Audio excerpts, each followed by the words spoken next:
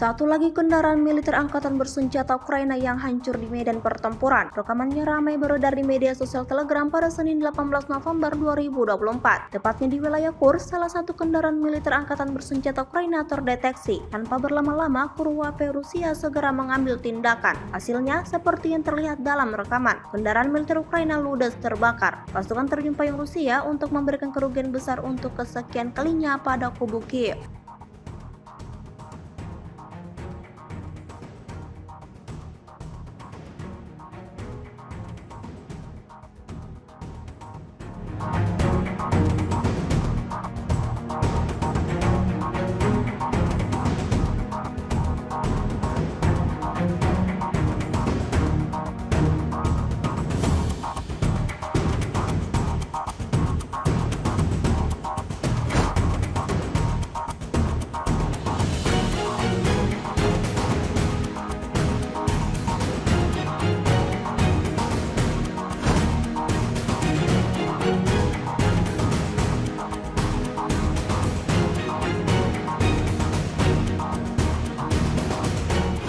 Download Tribun X sekarang, menghadirkan lokal menjadi Indonesia.